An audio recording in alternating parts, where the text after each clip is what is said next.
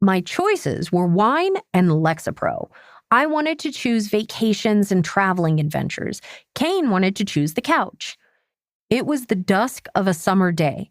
I prepped this incident with 5 days of heavy drinking. Day 1, tipsy. Day 2, drunk but sleeps it off. Day 3, a little saturated. Day 4, don't give a fuck. Day 5, my death wish is a sweet lover I talk to all day. Kane trudged through the door in his usual way. Leave me alone. I've barely walked in the door. Okay, sorry, I didn't know you never wanted hug and kiss from your wife, I snarked. I was starved for his attention. How could he not notice how much I missed him? How could he not notice me? He never did. We never talked about feelings, intimacy, or our deepest needs and desires. He made fun of me for wanting to discuss them.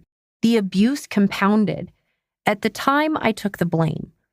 I thought I was at fault for asking too much, but I wanted to be treated as a living, breathing, feeling human. There was nothing wrong with that request. This is the dance of the empath and the narcissist. I learned it from my dad. I thought this was a relationship. Overwhelmed with the direction my life had taken, I fantasized about what I would be wearing when someone found me dead. The pink dress was on my top 10 list. That day, it almost made number 1. It had a geometric pattern resembling something out of the 60s, with a silvery metallic thread wrapped through the fabric that went around my neck. I imagine there were plenty of misguided damsels in distress that overdosed in something similar. Feeling ignored was a major trigger. I once heard someone describe a codependent personality like this. Treat me average and I feel ignored. Treat me special and I begin to feel normal. This applies to anyone in need of validation. I needed to be showered with positive attention in order to feel like I was being mildly acknowledged. I lavished others with affection and wanted the same in return. I was coming from a place of lack. Therefore, the universe kept dealing me cards reflecting deficiency. When I was in love, I couldn't resist pouring myself all over my companion. However, no one was pouring themselves over me. I was the only one doing the pouring. Drip, drop, drunk. You could at least glance at me, I complained. Why are you so needy, Katie? Find something to do. I really don't care, Kane replied. He retreated to the living room and proceeded to pack his hitter box. Yeah, I can tell, I said. You never care. What's the point? Why am I even here? Here we go again. Not doing this, he stated as he toked on his weed. Not doing what? You don't do anything. We don't do anything. So what you're saying is it's going to be more of the same, I asked.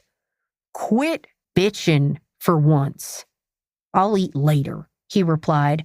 Oh, so I get to eat alone again while you play video games. Wonderful. I love this. I guess the video games are more appealing than me. Again, why am I fucking here then? I began to shout. Quit, he shouted back. Quit what?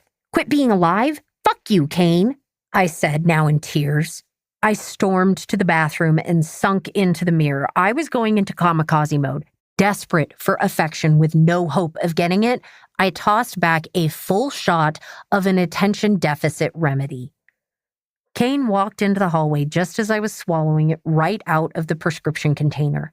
He saw it with the corner of his eye as he passed by the bathroom. What the fuck did you just do? He yelled. Whiteout. Blackout. When the sirens came for me, I didn't hear them. There was some scuffling and yelling. My body was limp. I think the swig of pills was too much for my 125-pound, 5'3" body. Get your underwear on, they're coming, Kane instructed. He was shouting, but I was in a deep, dark dream and could barely hear him. I was slipping into the void. It was filled with endless black space and twinkling lights. Were those stars far away in the distance? I want to see. Just as I started to connect with the space-like abyss, I was sucked back into my body. A nudge or sensation, like hot or cold, registered and sent a spark into my brain, popping me back into the 1,000-pound meat suit.